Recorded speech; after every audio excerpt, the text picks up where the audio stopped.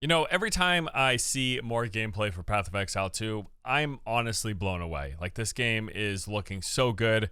I almost can't believe it. Part of the reason I can't believe it is because Path of Exile is already doing very well. The game is consistently one of the most played on all of Steam and has only been growing in popularity since its release in 2013. In fact, they just hit their all-time peak 3 weeks ago. The game is 11 years old, and after all that time, they are continuing to attract more players. That is crazy. What's even crazier, though, is that with Path of Exile 2, it looks like they actually have the potential to reach an even larger audience thanks to all the improvements, updates, and the new stuff that's coming. I mean, it sounds insane considering how well Path of Exile is still doing today, but yes, I do think there's a very good chance Path of Exile 2 will be even more popular and more successful. Now, part of this is thanks to a pretty major decision that they made just a few years ago, because initially Path of Exile 2 was planned to just be an update for the base game, but then they decided to spin it off into its own proper and full-blown sequel, and in that process they have improved just about everything, which we have seen on full display over the course of like this past year or so. I think probably one of the biggest, most immediate standouts are the improvements to the overall look of the game. Even with getting updates over the years, Path of Exile has been showing its age. It's not exactly the prettiest looking game, and although that ultimately doesn't matter, clearly with how popular it is, a visual touch-up I think is a nice and part of what will draw more people into the game, more fresh players. Because yeah, the visuals in Path of Exile 2 just look so much better, both the general graphics, things like the environment, the lighting, the effects and character models, but also how much better the combat itself looks, particularly talking about things like attack and spell animations. Combat in Path of Exile has always felt a little lacking to me, just in terms of like the raw impact feel. I know that things get going late game once your build is firing on all cylinders and you're tearing through levels, screen clearing hordes of enemies. Like, I get it, there is satisfaction to be had there, but I'm just talking even like straight out the gate, smacking zombies with a stick on the beach or tossing out a fireball. There has always been a little bit of a lack of oomph and impact to Path of Exile every time that I've played it, and the devs clearly agree because they have addressed it, emphasizing on numerous occasions how much work they've done to improve the feel of gameplay. This includes updating animations, sounds, and working to improve the input latency, three of the biggest factors in how any game feels to play, along with adding more mobility to the game. Nearly every single melee and many range skills now have some built-in movement to them. Attack direction can be adjusted post-activating skills, letting you track moving targets mid-animation, and they've added a base level dodge for every single character in the game. All of this extra movement really opens up a lot of options for encounter design, where in Path of Exile 1 you either had to take up a slot for a dedicated movement skill or just walk out of the way of an enemy attack. Now, because there is so much more additional movement built into abilities on top of a universal dodge roll, they can design boss fights and encounters with all of that extra movement in mind. They've also mentioned just trying to slow down the pacing of combat a little bit, at least in the early and mid game. Like, sure, once it comes late game, you're going to be probably seeing that zoom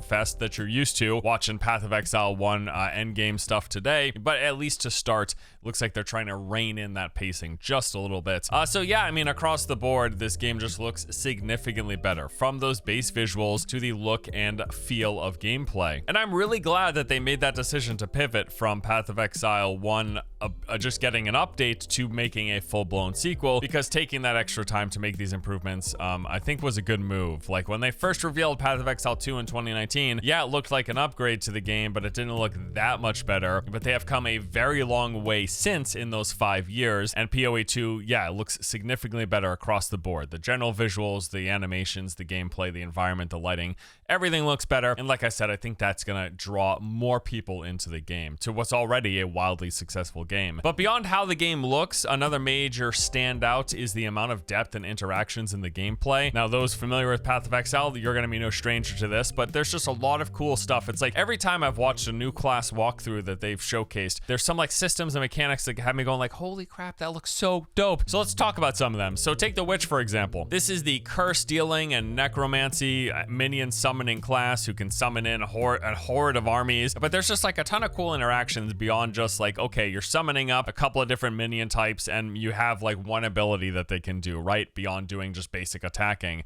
There's so much more. So for starters, using the spirit resource, which is a new additional additional resource in Path of Exile 2. You're able, with the Witch, to allocate the exact type and number of each minion you want, picking your own preferred composition for your minion party. There are going to be a lot of options to choose from. We've seen warriors, storm mages, clerics, reavers, snipers, arsonists, and there will be more. So each one of those will use a certain amount of spirit, and then from your max spirit pool, you will pick and choose that composition of how many of each of these you want. You could go full warrior with some clerics, mix in some reavers and snipers, whatever combo you want. It's totally up to you. Really cool there. You can command them to do a lot of stuff. Like, yes, you can say, hey, go attack that enemy, but you can also tell your army to move to a particular location. You can even have them open doors and chests. Then beyond doing basic attacks, many minions will have a command skill, which is like an active ability. So the sniper skeletons can call down poison clouds, arsonists can detonate any low health minions, and the reavers can be enraged to deal increased damage. There's also temporary minions. They showed things like this spell called Unearth, which creates these scorpion-like bone constructs, along with the summon zombies ability, where you can just summon up a zombie from any dead corpse. Now, any of these temporary minions will then also be enhanced by debuffs that you place on the corpses prior to them dying. So say, for example, you poison an enemy, it dies. If you summon a zombie from that corpse, it's going to result in a poison-imbued zombie. And as if that wasn't enough, this is the coolest thing.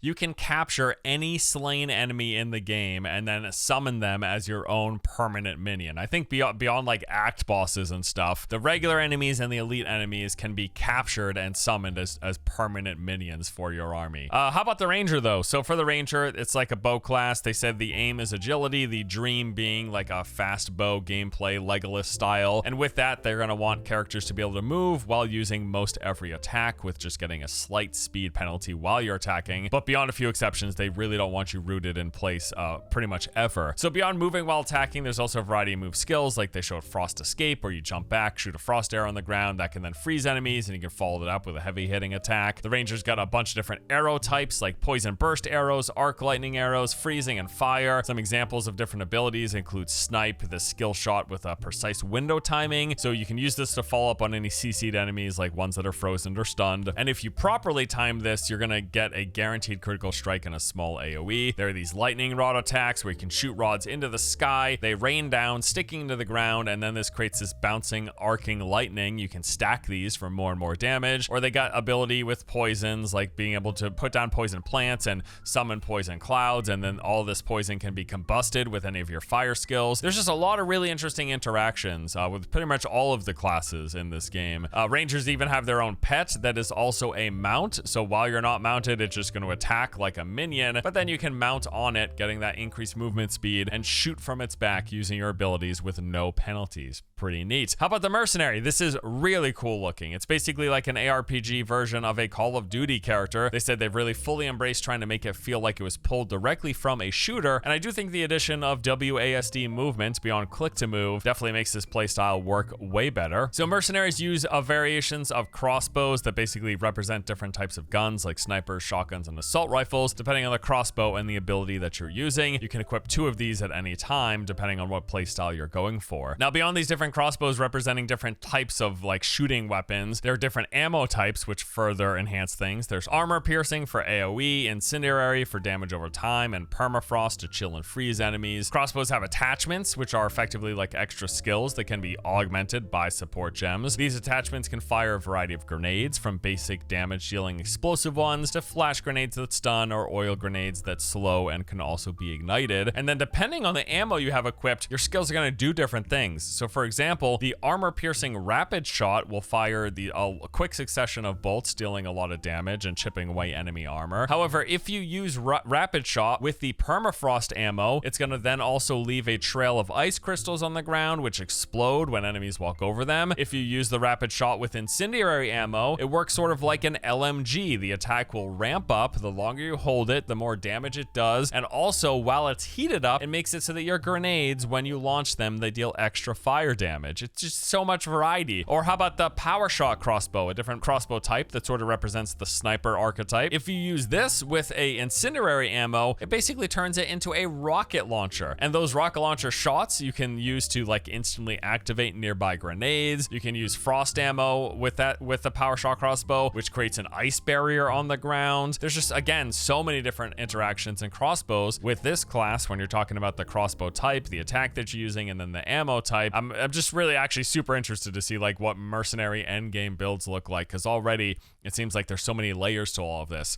Speaking of layers, how about the druid? So the druid transforms in the human form. You're a caster that controls the elements, but then you can also turn into several different wild beasts. So far, they have showed off bear form. Now you're automatically going to transform when using any human or shape-shifting skills. So if you use Maul, for example, you will turn into a bear and start smacking away on your hind legs. But then if you cast Lightning Storm, it's going to turn you back into a human, so on and so on. In the bear form, you got this mechanic called rage. Like Maul will build your rage. The more rage you have, the more damage you deal. There's even a visual indicator for how full this is, with the runes growing in intensity on your back the more rage you have. There are certain skills like Rampage that will consume your rage. This has you charging forward, mowing everything down in your path, slamming your paws on the ground. The more rage you have, not only does it deal more damage, but it lasts longer, letting you travel further. Then there's other abilities and interactions with the bear, like you've got Furious Slam, where you create the slam on the ground. It does like an earthquake that can stun enemies. You can dodge out of various transformations and attack animations. You got Seismic Cry, which pushes enemies back and has a chance to stun them, and then heavily stunned enemies near any war cry that you do cause the next slam to cast twice. And then this can be used in conjunction with other skills, like you got this volcano. You can place a volcano on the ground, it shoots out projectiles. The longer you hold it, it erupts for more projectiles, deal more damage. But then when you slam next to a volcano, that like disruption in the ground causes more projectiles to spew out, and then you can combine that with everything, all the aforementioned stuff, to like double slam and then charge slam as you're roaring forward. That's just, dude, the levels and layers of interaction, it's so dope, seriously. And that is just some of the cool stuff that we've seen from the classes when they've done these gameplay walkthroughs thus far. There's almost certainly more coming, as the game will be launching with 12 different playable base classes, and then each of those base classes have 3 ascendancies for a total of 36 different subclasses to choose from. Now, in terms of the list of planned content and features, well, that too is pretty impressive. There's going to be 6 acts to play through in the campaign. Within each act are a bunch of segmented areas, and then every one of those areas contains a boss fight in some capacity. The result of this is over 100 unique bosses in the game, each with their own mechanics and attack patterns, but also they're going to look different, because the developer has emphasized that these bosses will not just be upscaled versions of normal or elite enemies. Shots fired. The fights that they've showcased, I gotta say, they look really interesting. Like the literal look of these bosses, it's just like the right amount of unsettling, just some really creepy boss design. Also the sounds of, like, if you just listen and watch some of these boss fights, it's just really creepy stuff, but very, very cool. Real impressive world and environment that they've built here. And yes, some interesting mechanics as well. Bosses going through different phases, doing different ground attacks for you to avoid, all that stuff, right?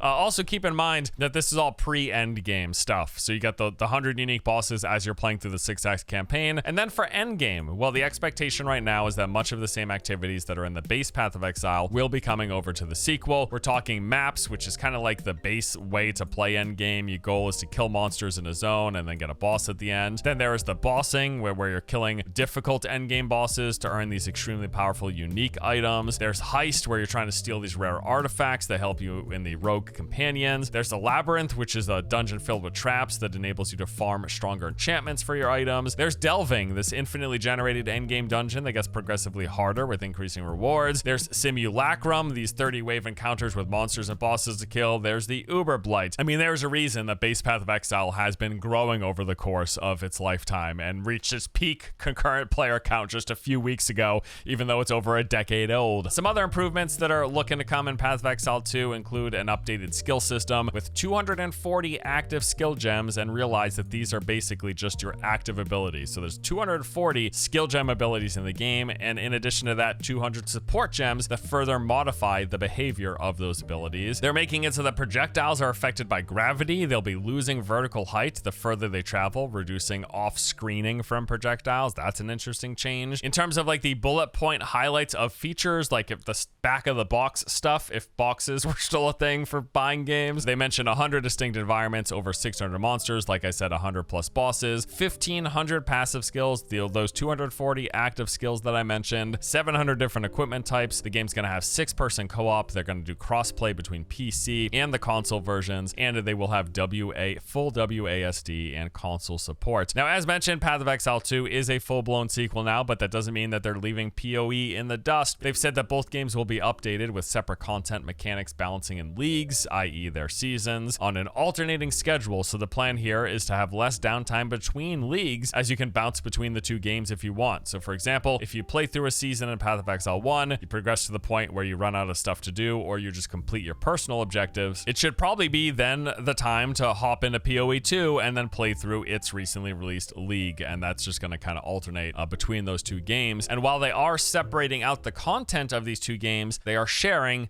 the paid unlocks. This is huge. Any purchase that you make from the cash shop in either game works for both versions of the game. So this means any cosmetics you buy in PoE 1 carry over to PoE 2, but more importantly, those big convenience purchases will as well. So if you buy stash tabs in Path of Exile, those will also carry over into PoE 2. Massive W there.